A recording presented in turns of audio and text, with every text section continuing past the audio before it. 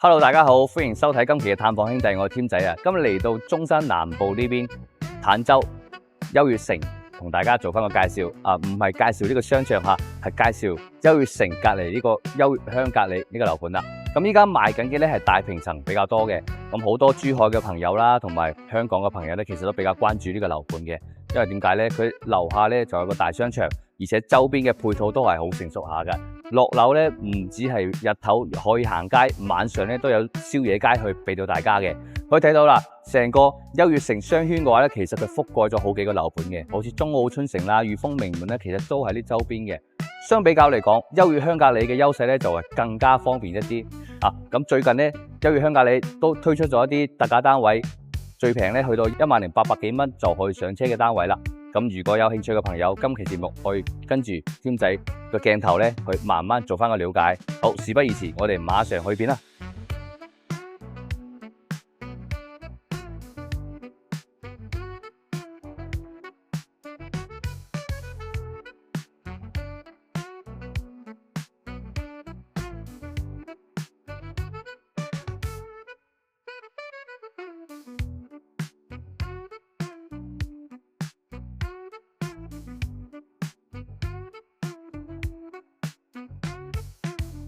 依家嚟到示範單位呢邊，同大家做翻個講解。依家我哋身處咧係優湖居嘅8棟，咁成個鄉隔離入邊咧，佢有好多個即係棟數單位咧係唔同叫法名嘅，有叫優湖居嘅、優景居、優美居啊，同埋優雲居，有好幾個。咁如想要了解嘅朋友咧，可以親自過嚟呢邊，即係帶你去周邊轉一轉，就可以知道啦。因為成個鄉隔離嘅樓盤，佢下邊即係我哋嘅園林嘅一個覆蓋面其實都好大下嘅。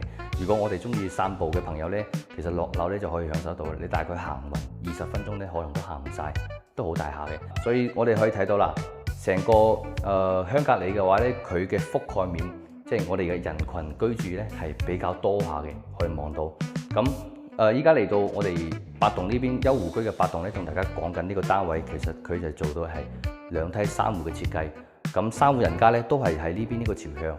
咁後邊嗰度咧，我哋電梯嗰後邊咧就冇人家噶啦。嗰邊嘅朝向咧屬於西北向嚟嘅嚇。咁我哋3戶人家咧都係喺晒呢邊，係東南向嚇，幾唔錯啊！呢邊係183平方嘅大單位，咁呢個咧係121平方嘅單位。咁隔離呢邊係145平方嘅單位。OK， 我哋而家講解翻121平方嘅單位，同大家梳理下先啦。首先佢做嘅係3房2廳2衛，屬於一個飛機戶型嚟嘅。我哋可以入門見到啦，佢係種咗一個子母門俾大家。咁鄉隔離咧，佢嘅時間其實係比較耐噶啦。我見到係2016年到依家有足成10年時間，所以佢一開始啲交標啊，我哋俾到大家嘅一啲嘢咧，就比較老土少少啊，比較土少少，都比較舊式嘅啊，都係珠江式嗰啲門啊。咁呢啲門嘅話咧，都係佢原先係冇配電子密碼鎖俾大家嘅，到時呢啲都需要自己去加裝啦。咁我哋單位所有賣嘅咧都係賣緊嘅毛坯，咁如果都有啲精裝單位喺度嘅，咁呢邊係賣緊毛坯嘅嚇。咁可以睇到啦，入門位呢邊嘅話咧，我哋見到係餐廳同埋客廳位。咁我哋轉個角度嚟望下呢邊，望下呢個餐廳呢個位置大唔大啦？咁呢度我哋可以睇到啦，呢個空間我哋擺翻張圓台嘅話，坐翻6個人都完全冇問題。呢邊做埋餐邊櫃俾大家都 OK 嘅。咁鞋櫃咧要擺邊度咧？咁如果唔介意嘅朋友咧，可以做翻呢個地方做鞋櫃啊，或者係做翻呢個門後邊。門後邊咧都有空間去俾大家做鞋櫃嘅。咁如果係2個人住咧，即係香港嘅朋友，如果過嚟呢邊可能都係大多數2個或者3個人住嘅話咧，咁呢個地方做鞋櫃其實都夠用㗎啦。咁我哋依家呢個飛機戶型咧，先同大家講翻餐廳、廚房，跟住再講客廳，跟住再嚟講房間嘅。因為房間嘅話，佢係分兩邊嚟講，分兩邊嘅，所以就我哋先同大家梳理一條路線先啦。咁依家轉到過嚟，我哋睇下廚房呢度。咁廚房咧，佢係做咗個即係雙平行線嘅一個廚房位俾大家。可以望到，其實呢個空間好闊下㗎，121平方，佢廚房個操作台真係多到你想像唔到嚇。咁呢邊呢個櫃台咧，可以擺翻我哋嘅電飯煲啊、微波爐啊、烤箱啊等等嘅一啲電器喺度擺住都冇問題。咁我哋洗完餸咧，即係切好佢擺喺呢邊備餸都完全冇問題。星盤可以睇到，其實都比較時正下，可以做翻咁大嘅星盤都幾唔錯下嘅。咁好似呢邊呢邊嘅話咧，我哋嘅燃氣爐係單獨出嚟嘅，咁樣有個好處係咩呢？我哋炒餸啲油煙點噴都好，同呢邊冇乜關係啊。咁清理嘅話呢，我哋清理呢一段就 OK 嘅啦，我覺得係比較方便啲嘅啊。加埋呢個地方做翻啲吊櫃喺度呢，都唔會覺得呢個空間好壓抑下啊。咁呢個位置呢，仲有位置可以擺翻個雙開門嘅雪櫃都 OK 嘅。咁廚房呢入邊呢，有個好細嘅露台啊。咁呢個露台我覺得就冇必要去做翻太大改動啦，因為呢個位置呢，可以擺翻我哋嘅熱水爐啊，做喺呢個位置就 OK 嘅。咁呢個地方你話擺雪櫃，我覺得唔係咁現實，因為實在太細呢個地方。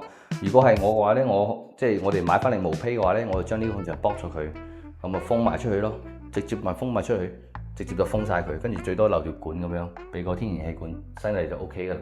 咁呢個位置嘅話呢，其實就將我哋嘅雪櫃位再做大少少就 OK 噶啦。啊，咁其實廚房嘅話呢，我覺得都比較適用於大家庭噶啦，因為啲廚房確實講真比較大啊。跟住我哋入嚟睇下呢個客廳，客廳開間4.2米，可以望到呢個地方，我哋擺翻張梳化喺度坐住望電視，大概買翻台100寸，睇起身都冇乜壓力嘅。而且呢邊地方仲有個位置可以俾你擺茶几啊。跟住入嚟睇下呢個露台呢度。咁呢個趟門嘅話呢，其實佢都係比較舊式嘅一啲產品俾到大家，所以呢啲唔係話非常硬淨啊，都係單層玻璃嚇。咁到時我哋買翻毛坯咧，唔中意拆咗佢，係換翻啲新淨啲嘅。咁呢個位置嘅話呢，佢嘅開間都有翻1.34米俾到大家呢個露台。咁呢個露台嘅話呢，中意封窗朋友封埋佢，咁你個客廳區域呢就大好多啦。咁朝向呢係朝翻我哋東南向，其實係準確嚟講係南向偏東少少嘅啫。啊，可以睇到下邊景觀咧係望到園林綠化同埋一個泳池嘅。咁室外嘅泳池咧就係呢邊有個大少少嘅，咁呢邊有個細啲，同埋嗰邊都有個細少少嘅。嗰個應該係景觀泳池嚟㗎，應該唔可以玩，係個景觀池嚟嘅咋。咁主要係我哋游水嘅朋友都係喺翻呢兩個位置游水，睇到嘅咧都係比較舒服啊。低樓層嘅話真係舒服下。咁呢個位置如果係唔需要封窗嘅朋友，都可以做翻家政功能區，可以望翻呢個位置咧都準備咗我哋入水位同埋去水位，同埋呢邊有個插座喺度嘅。咁呢邊擺個洗衣機就 OK 噶啦。呢邊整個晾衣區如果有封窗嘅咧，就整翻部烘乾機。你基本上你烘完衫之後都唔使晾，直接就可以用啦。如果有封窗嘅朋友，記得一定要準備翻部烘乾機就 OK 啦。咁我哋依家嚟睇翻睡眠區域先啦，關下個窗先。咁我哋先睇嘅係客房我哋主人房稍為再睇。咁我哋客房嘅話呢，我哋先睇翻右手邊呢間客房嘅話呢，佢嘅一個開間大家可以睇到佢嘅開間其實就大概係3米左右嘅，3米咁樣嘅開間。我哋擺翻張1.5米床咁樣啦，擺喺呢個位置，做到3邊落床位嘅，呢邊仲有位置可以擺床頭櫃嘅。咁其實呢個位嘅話呢，擺床頭櫃呢個空間可能用唔上嘅朋友嘅話呢，可以將呢個地方咁樣設計，即係呢度做個床頭櫃，跟住呢邊呢可以做衣櫃都冇問題嘅，做到頂咁呢個位置呢，可以見到成幅牆都係衣櫃，都好靚仔下嘅。咁佢嘅一個採光呢，大家可以望到佢一個採光其實有個細嘅轉角採光位喺度擺住嘅。咁呢個採光位嘅話呢，其實佢呢度有個飄窗如果覺得有啲浪費嘅朋友呢，可以做翻啲櫃，即係我哋嘅儲物櫃喺上邊，咁鋪埋一層，咁呢個地方呢，都可以擺翻我哋啲其他唔係經常用嘅物件，例如話枕頭或者係啲我哋季節性啲被唔需要用上嘅，可以塞喺呢個位置咁呢個位置呢，都有啲陽光可以照入嚟，可以咁樣稍微唔會話發毛咁樣嘅嗰局。OK， 咁呢個窗位其實我哋望到咁香格里呢度嘅一啲流動呢係比較密少少嘅密度容積率咧去到3，所以佢稍微樓間距會比較密。咁呢個係睇個人需要咯，因為晚上嘅時候呢，出邊萬家燈火其實都好靚仔下嘅。可能如果係住翻高樓層啲嘅朋友呢，我哋光線採光可能會好啲。低樓層嘅話呢，其實會差少少嘅。呢個睇個人需要有啲朋友呢，即係唔需要太大光線都冇問題，即係夠光就 OK 啦。咁 OK， 呢個房間大概講咁多，我哋講翻第二個睡房先。咁第二個睡房嘅話呢，佢就比啱先嗰間其實會大少少。點解呢？呢邊飄窗佢係冇嘅。啱先嗰個呢唔駁得，呢個呢係可以駁嘅。可以見到呢個位置其實就會更加多翻啲空間俾大家去做使用。咁呢個位置其實我覺得可以做翻一個衣櫃區就 OK 啦。衣櫃咧可以擺翻呢度做個衣櫃。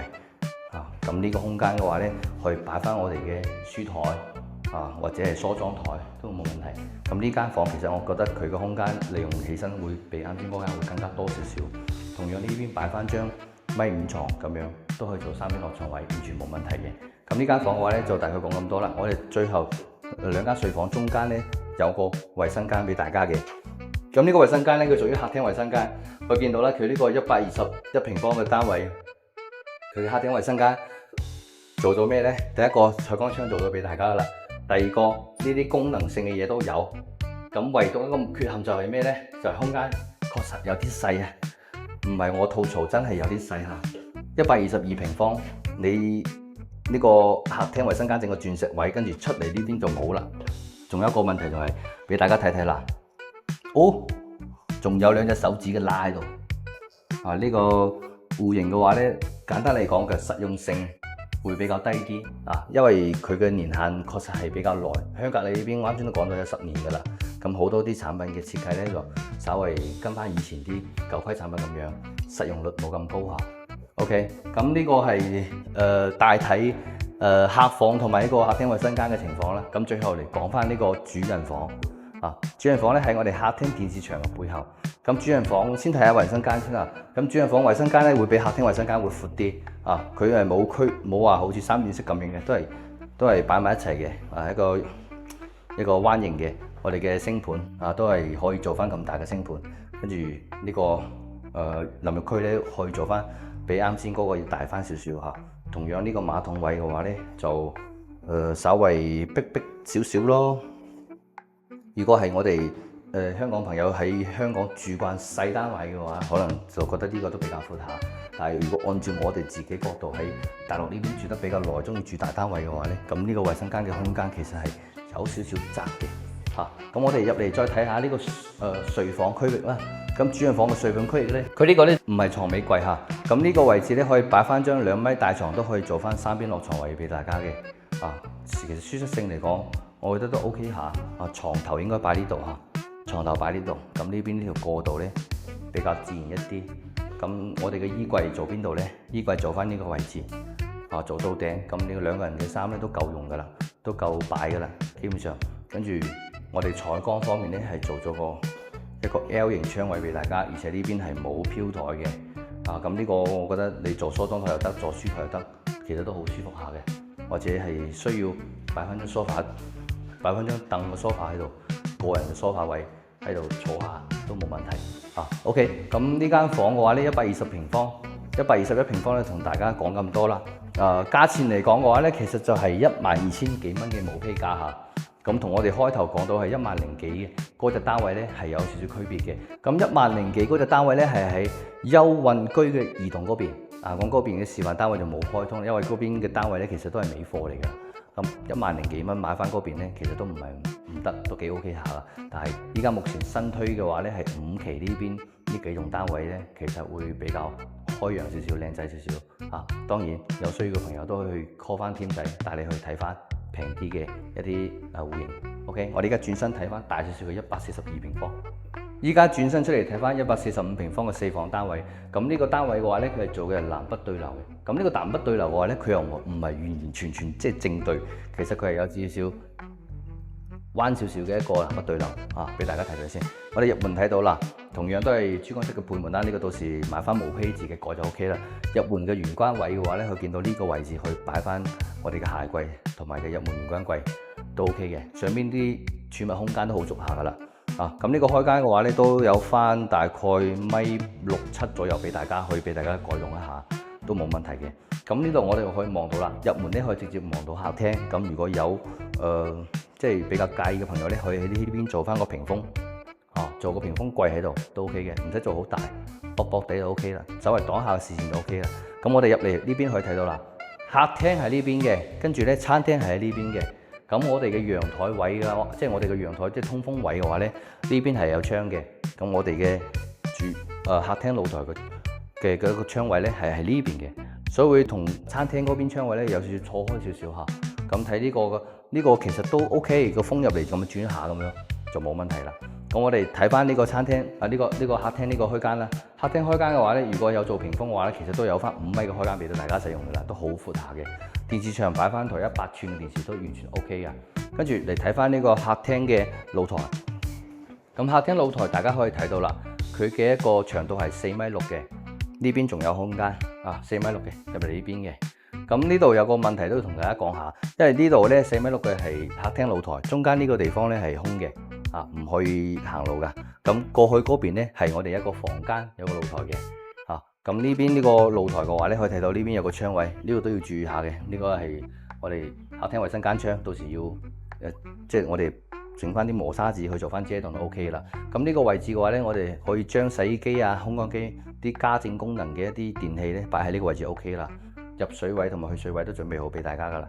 咁呢個位置晾衫咧係完全 OK 嘅，朝翻都係東南向嘅，跟住過到嚟呢邊，我哋睇下個餐廳。咁餐廳嘅話咧，佢見到佢呢邊成排都係櫃體。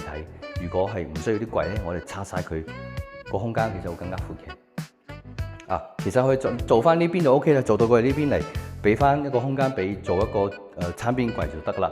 咁呢個餐廳嘅話咧，我哋可以擺翻一張大圓台或者大方台都冇問題，坐翻10個人，空間都係完全足夠噶啦。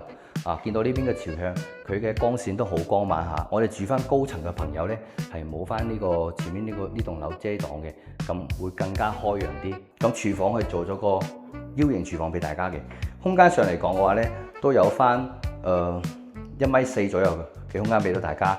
我見到呢邊呢個操作台嘅空間咧都係好夠噶啦。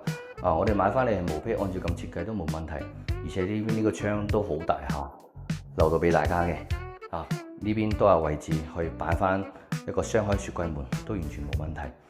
咁舒適度嚟講，我覺得呢個餐客廳嘅話咧係比較舒服下嘅。145平方佢嘅公共區域咧做到咁大俾大家，係比較合格嘅，我覺得係 OK 啊。咁我哋入嚟睇翻睡眠區域呢邊先啦。首先我哋睇下呢個客廳嘅衞生間嚇。咁客廳衞生間嘅話咧，佢會俾翻122平方嗰個就做得更加適合我哋話大戶人家居住咯。首先我哋睇到啦，呢邊呢個位置咧係星盤，咁闊嘅星盤位俾大家嘅。跟住入嚟呢邊我哋嘅馬桶位，呢個廁所開下燈先。我哋可以見到啦，呢個馬桶位呢邊佢個空間咧都會俾翻122平方，會做得更加合理啲嘅。咁呢個係淋浴區係對外開嘅。咁呢個淋浴區咧都會闊翻少少。咁我建議啦，呢個門咧就唔好咁樣做啦，做個推拉門就好啲，係咪先？做個推拉實在唔得，我覺得呢個門你唔要佢都冇問題。橫掂你個馬桶位同我哋出邊都係乾濕分離嘅，馬桶濕少少都唔怕噶嘛，係咪先？咁呢邊就啱先講嘅窗啦，其實咧就通風上嚟講冇問題，私隱性上邊就我哋貼翻啲唔透光嘅網咪 OK 咯，跟住我哋嚟睇翻睡房呢邊啦。首先我哋睇翻第一間睡房，就係洗手間隔離呢間。咁呢間睡房嘅話咧係比較細啲嘅睡房啦，擺翻張1.5米床或者係唔需要做房間嘅朋友拎嚟做翻功能室都 OK 嘅。例如話打麻雀、做瑜伽或者係中意喺度玩電腦，即係我哋需要工作嘅做嗰個書房都冇問題㗎啦。跟住我哋出嚟睇翻第二個房間。咁呢間房咧更加細啦。其實呢間房我覺得呢間房我哋可以擺翻雜物就 OK 啦，因為呢邊佢個光線比較好嚇。呢邊擺翻啲我哋唔係經常用嘅一啲物品，好例如話啲換季嘅啲被啊、衫啊，擺喺呢個空間就 OK 啦。呢個地方如果擺床其實唔係好啱下噶啦，我哋做翻倉，即係我哋嘅儲物室就 OK 啦。咁呢間房嘅話咧，同樣採光比較舒服下嘅。咁呢個位置其實擺張床就 OK 啦。擺張床俾翻我哋嘅客人嚟居住，其實 OK，因為採光性原因嘅話咧，其實俾客人住嘅話咧比較舒服下嘅，唔需要做衣櫃嘅。做客房我哋其實唔需要做衣櫃，我哋做翻個置物台喺度 OK 啦。我哋客人去呢邊住嘅話咧，擺翻啲物件喺張台度就 OK 啦。可以見到呢個空間上嚟講唔算得太大，都係夠用嘅。最後嚟睇翻呢個主人房。咁4房單位嘅話咧，呢個係最大嘅一個房間啦。主人房呢邊可以望到主人房咧係有露台俾到大家嘅。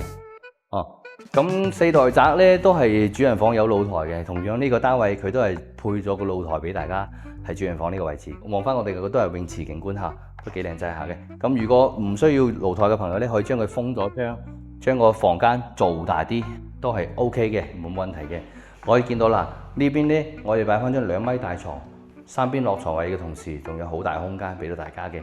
咁衣櫃咧做邊度？其實衣櫃我覺得可以咁樣做，即係我哋呢邊做喺呢個地方做翻個隔檔。點解咧？我哋嘅洗手間其實係有少少正對住我哋嘅主人房嘅床嘅，咁可以做翻個隔檔咁樣，衣櫃做呢邊，兩邊開門，咁就好舒服下噶啦。跟住最後你睇翻呢個主人房嘅衞生間，佢呢度咧更加開揚啲，可見到星盤同埋呢個馬桶位空間係好闊下噶啦。呢邊呢個淋浴區咧同樣都好闊，咁呢度咧就冇飄台俾大家做嘅，採光非常 OK 啊！呢個西北向嘅採光，我哋到下晝嘅時候咧係好光猛嘅，所以嗱呢個145平方嘅單位咧，就睇大家需求點樣咯。4房單位，咁呢4個房間入邊嘅話咧，其實有2個房間，我覺得係稍為細少少嘅，咁其他嗰2個房咧都還算 OK 下。咁我哋可以睇到呢個戶型4房俾大家做嘅話咧，毛坯其實佢嘅單價都係要去到12000幾嘅。咁中意呢邊呢個單位嘅朋友咧，可以私信添就佢啲實地了解一下。咁我哋依家轉身睇翻最大183方嗰隻單位啦。依家出翻門呢邊咧，對面就係183平方啊！我哋入嚟可以睇睇。咁呢個單位咧，佢係做咗啲家私家電喺度，俾大家去做翻個參考嘅。可以睇到啦，入門呢個空間咧，佢個玄關有個轉角位嘅。呢個我覺得好靚仔下噶啦。入嚟呢度咧，呢個位置咧，我哋擺翻啲鞋櫃咧。呢邊擺鞋櫃，同埋呢度有玄關櫃，呢度有換鞋凳，非常之舒服嚇。咁呢度咧，其實佢係個玄關牆，佢個屏風牆嚟嘅。咁呢個位置咧就唔使做櫃啦，因為點解？其實呢個就係啱先我所講嘅客廳，你開門入嚟咧，正對住客廳。如果介意嘅朋友，可以做翻呢啲隔檔喺度，非常之靚仔嚇。我哋轉身入嚟呢邊睇睇啦。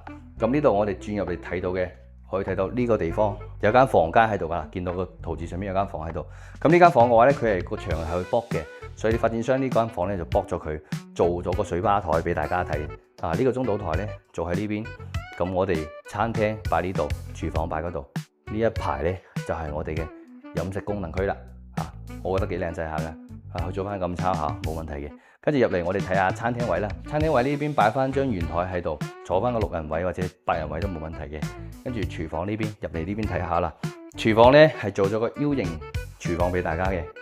咁呢個廚房其實同145平方嗰隻就差唔多咁大啦，咁空間上嚟講，我覺得都夠嘅，而且各方面嚟講嘅話咧，同你拎180幾平方嘅單位嚟比較，即係比例上面嚟講，我覺得呢個大細係 OK 啦。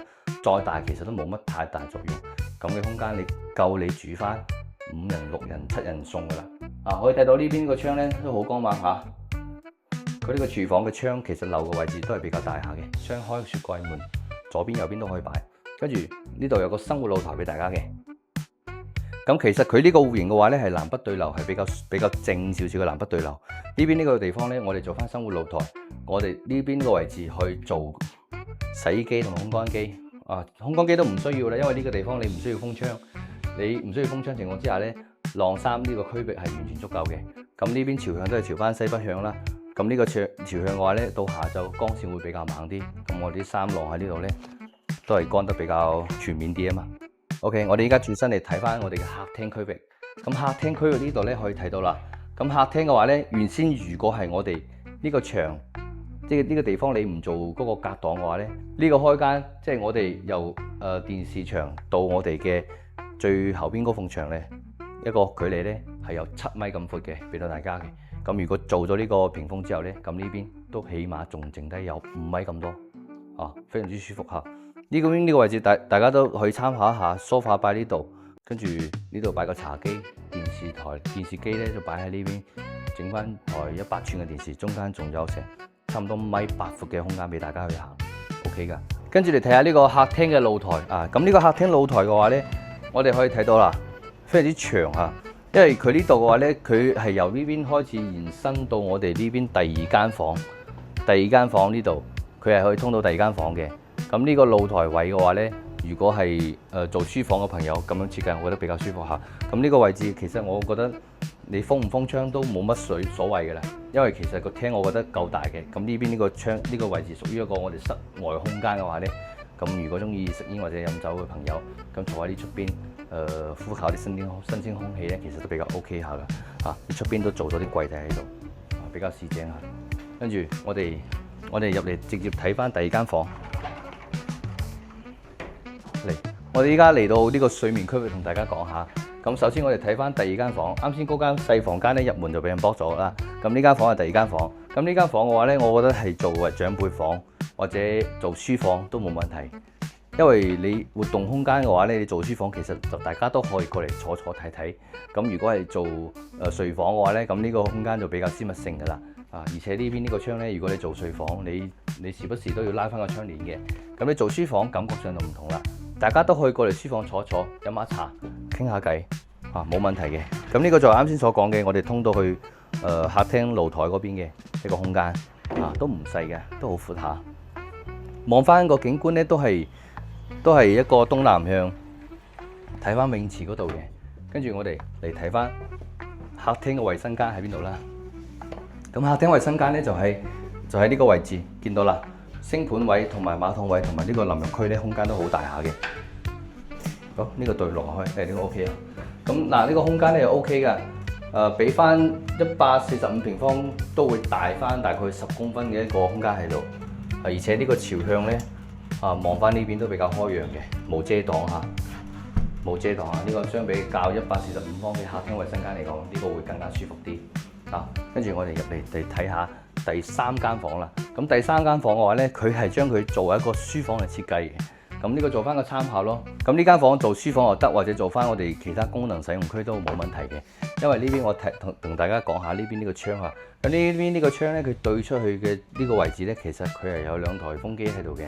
咁兩邊嘅位置咧係我哋嘅露台，呢邊係我哋嘅客廳露台，呢邊係嗰個主人房嘅露台。咁其實呢間房，我覺得你就作為一個功能區使用就 OK 啦。例如話好似打麻將或者係有需要健身嘅朋友喺呢邊做翻啲 gym 都冇問題，擺翻啲跑步機，係咪先？跟住我哋入嚟睇第四間房。咁第四間房咧，佢係一個套房嚟嘅，俾到大家。咁房間睡眠區嘅空間咧唔係好大，做咗個榻榻米設計嘅。